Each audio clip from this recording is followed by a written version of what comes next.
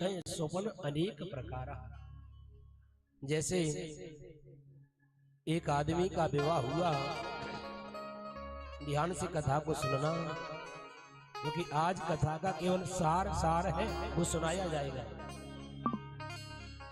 विवाह होकर के घर पे बहू आ गई, और बहू जब घर पे आती है प्यारी माताओं, अगर वो पुण्यात्मा धर्मात्मा परिवार की बहू होती है, लड़की होती है, तो हमारे घर में धर्म की चर्चा होने लगती है। क्यों जी? अगर उस लड़की के यहाँ पूजा पाठ नहीं होता है, कोई धार्मिक अनुष्ठान नहीं होता है, तो वो बेटी तुम्हारे घर पे बहू बन के आई है, कोई पूजा पाठ नहीं करेगी। बेटी के अंदर संस्कार जो होते हैं वो उसके माता पिता के पियर की देन होती है। जैसे ही घर पे आई है, घर पे आकर के देखा तो कोई पूजा पाठ नहीं करता है।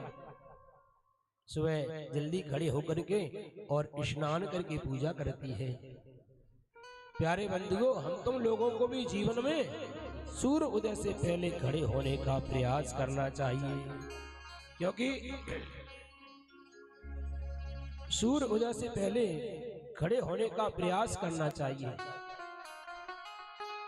और खड़े होकर के सबसे पहले अपने हाथों का दर्शन करना चाहिए कि कराग्रे वसते लक्ष्मी, कर मध्य सरस्वती, करमूले तु गोविंदा, प्रभाते कर दर्शन।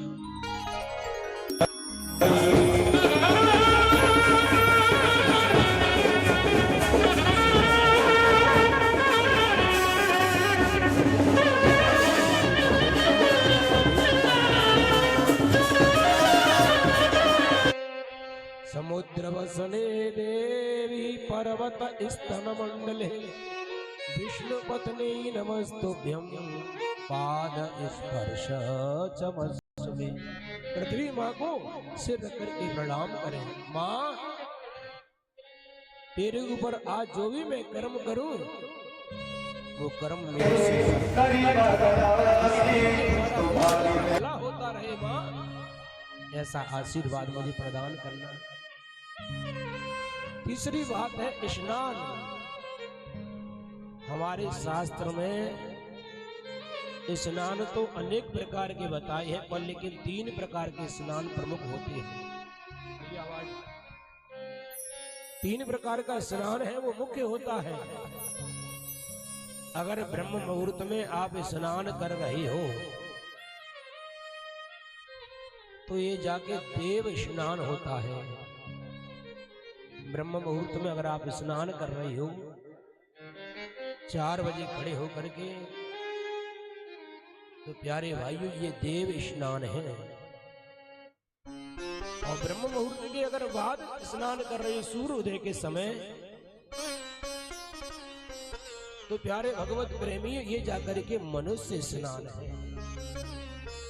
4 बजे से 7 बजे तक आप स्नान करते हो, ये मनुष्य स्नान कहा जाता है। और 7 बजे से लेकर के अगर आप 12 बजे तक स्नान करते हो, प्यारी माताओं ध्यान दीजिए, ये जाकर के राक्षस स्नान कहा जाता है। कौन सा स्नान कहा जाता है? राक्षस स्नान कहा जाता है। प्रयास हमको सूर्य उदय, वैसे तो ब्रह्म मुहूर्त का प्रयास करना चाहिए, पर लेकिन आजकल घर घर में टेलीविजन मोबाइल चल गए हैं। जो समय सोने का होता है उस समय तो हम जागते हैं, तो जागने का समय होता उस समय हम सोते हैं। प्यारे भाई, मोबाइल चलाना कोई बुरी बात नहीं है, पर इसको यूज किस तरीका से करना है, प्रयोग किस तरीका से करना है। रात्रि के 12 बजे आप लोग सोते हैं प्यारी माताओं, व्यास गद्दी से निवेदन करूंगा इस बात को जीवन में धारण कर लेना। जो लोग रात्रि के 2 बजे तक मोबाइल चलाते रहते हैं, 12-12 बजे तक मोबाइल चलाते रहते हैं, वो कभी भी अपने जीवन में ब्रह्म मुहूर्त में नहीं जाग सकते।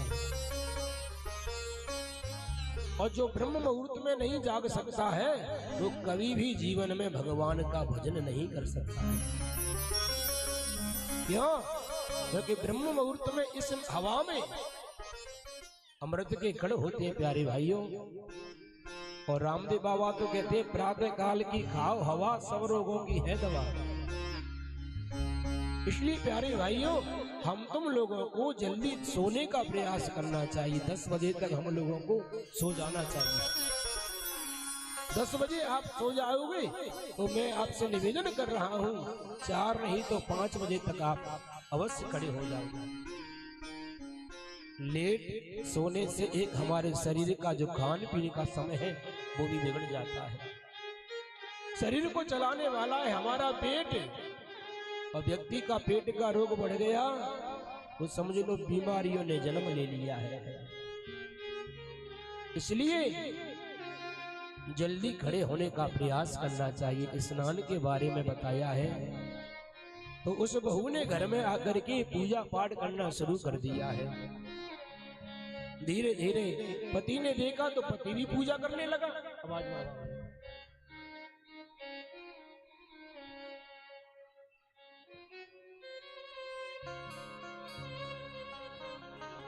धीरे धीरे पति ने भी पूजा करना प्रारंभ कर दिया है। 5 साल हो गई। सासू माँ पहले तो डांटने लगी, कहाँ जाती है तू लोटा लेकर मंदिर पे। उसने कहा सासू माँ हमारा धर्म है, अरे हिंदू धर्म का प्रातः काल का नियम है जल्दी जगना, स्नान करना, पूजा करना। क्योंकि सासू माँ ने कहीं पूजा होती हुई देखा ही नहीं था, पूजा पाठ होता क्या है।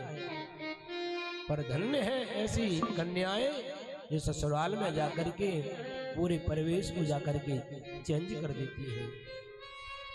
एक दिन क्या हुआ, एक महात्मा भिक्षा मांगने के लिए आए हैं। महात्मा भिक्षा मांगने के लिए आए हुए हैं। भिक्षाम देहि, घर पे सासू माँ थी नहीं तो बहू भिक्षा का सामान लेकर के महात्मा की झोली में डाल दिया है। जैसे झोली में डाला है, ससुर साहब बगल में खड़े खड़े देख रहे थे कि हमारी बहू तो बहुत अच्छी है। भिखारी दरवाजे पे आया है तो उसकी झोली में भिक्षा को डाल रही है।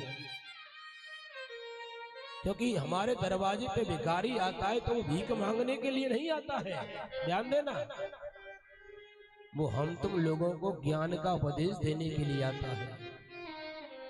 याचिका नैव याचन्ति बोधं ते ग्रहे ग्रहे दीयतां दीयतां अन्नं सुखी भवतु तादृशी। याचिका नैव याचन्ति, भिखारी भीख नहीं मांगता है। और ये कहता है दीयताम दीयताम अन्नम, अन्न दीजिए अन्न दीजिए। बोले अगर अन्न नहीं दोगे तो आपकी गति भी मेरी जैसी हो जाएगी। क्योंकि देने वाला बड़ा होता है और मांगने वाला हमेशा छोटा होता है। हम मंदिर पे इसलिए नहीं जाए कि हमारे बेटे का विवाह हो जाए। मंदिर पे हम इसलिए नहीं जाए भगवान के पे कि हमारे बहू के बेटा हो जाए। मंदिर पे इसलिए नहीं जाए कि हमारा व्यापार चल जाए। क्योंकि प्यारे भाइयों, मंदिर पे जाना हमारा जैसे भोजन करना धर्म है, व्यापार करना धर्म है, परिवार का पालन पोषण करना धर्म है, ऐसे मंदिर पे जाना भी हमारा एक धर्म है। और मंदिर पे आजकल लोग जाते हैं भगवान से मांगने के लिए। एक बात बताना ईमानदारी से, रोज रोज किसी के दरवाजे पे जाके हम लोग मांगे तो मांगने से हमारी इज्जत घटेगी या बढ़ेगी? क्यों भाइयों? कोई आदमी रोज के भैया हमको ये दे दो वो दे दो तो एक दिन हमको भगा देगा, चले जाएगा। रोज रोज मांगने से तो हमारी इज्जत कम हो जाती है। इसलिए भगवान के दरबार में जाकर के भगवान से भगवान को मांगे। मुझे तूने दाता बहुत कुछ दिया है, तेरा शुक्रिया है, तेरा शुक्रिया है। आज भिखारी ने भिक्षा को लिया हुआ और कहा बेटी तेरी कितनी उम्र है? बेटी ने धीरे से कह दिया कि मेरी तो बाबा अभी तो 15 साल की उम्र है। अच्छा, तेरे पति की उम्र कितनी हो गई? बोले पति की उम्र तो मात्र अभी 5 साल की हुई है। अच्छा, और तेरी सासू माँ की? बोले सासू माँ की उम्र तो मात्र अभी 3 साल की हुई है। ससुर खड़ा खड़ा देख रहा है, बहू का जवाब सुन रहा है। फिर पूछा, अच्छा तुम्हारे ससुर साहब कितने साल के हो गए? बोले उनका तो अभी जन्म ही नहीं हुआ है।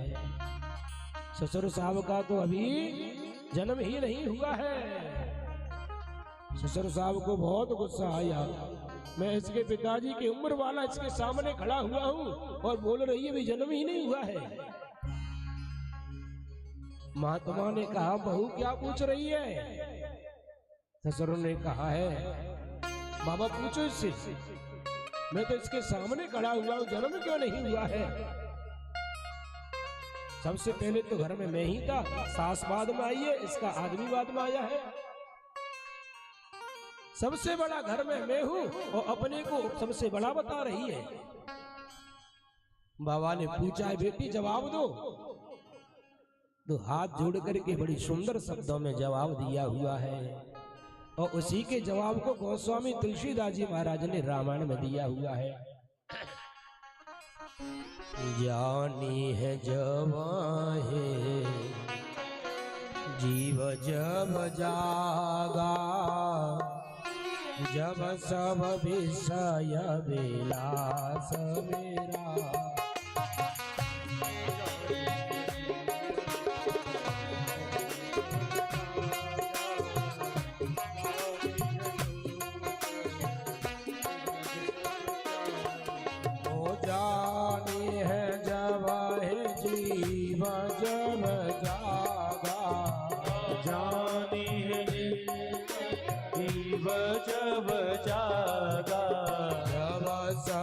विषय विलास मेरा, सब विषय विलास मेरा। होए विवेक मोह भ्रम भागा, होए विवेक भ्रम भागा। अवर भोनाथ चरण अनुरागा, अवर भोनाथ चरण अनुरागा। होए विवेक मोह भ्रम भागा, होए विवेक मोह भ्रम भागा। अवर भोनाथ चरण अनुरागा, अवर भोनाथ चरण अनुरागा। बेटी ने कहा है, महाराज जी सुनो, जानिए जबहि जीव जब जागा। जीव को जागता हुआ कब कहा जाता है? बोले सब विषय को छोड़ करके भगवान के चरणों में अनुराग हो जाता है। और जब अनुराग, जब प्रेम हो जाता है तो कहा है, होए विवेक मोह ब्रह्म भागा, तब रघुनाथ चरण अनुरागा। जीवन में जब भ्रम दूर हो जाता है, मोह दूर हो जाता है, तो भगवान के चरणों में उसका अनुराग जागृत हो जाता है, भगवान के चरणों में उसका प्रेम हो जाता है। तो जीव जब तक सोता हुआ कहा जाता है, कब तक? जब तक वो भगवान के चरणों से प्रेम नहीं करता है। तो कहने का भाव यह है, महाराज जी मेरा विवाह हुआ था 20 साल की अवस्था में, और 20 साल के बाद में 5 साल मुझे इस घर में हो गई है। और जब मैं जाकर के 10 साल की थी, तब से मैं अपनी माँ के साथ मंदिर में सत्संग में जाती थी, तब से मैं भगवान का पूजा पाठ कर रही हूँ। तो 15 साल से भगवान का पूजा करते करते समय व्यतीत हुआ है, यही उम्र मेरी सार्थक है। मैं पूजा करती थी तो 5 साल से पति भी मेरे साथ में पूजा कर रहा है। और सुनो, मैं पूजा करती करती देख करके सासू माँ भी 3 साल से पूजा कर रही है। और सासू पूजा करती है, पर हमारा ससुर तो अभी भी भगवान के मंदिर, भगवान की सेवा, भगवान की कथा, भगवान के नाम का जप अभी भी नहीं करता है। इसलिए हमारे ससुर का तो अभी भी जन्म ही नहीं हुआ है। प्यारे भाइयों, आप बड़े सौभाग्यशाली हैं। ये भगवान की कथा जो बलाईवार परिवार के द्वारा चल रही है वो आप लोग बड़े आनंद से जाकर श्रवण कर रहे हैं, क्योंकि जीवन का परम लाभ यही है। जन्म लाभ परम पुंसाम अंते नारायण स्मृति ही। अंत में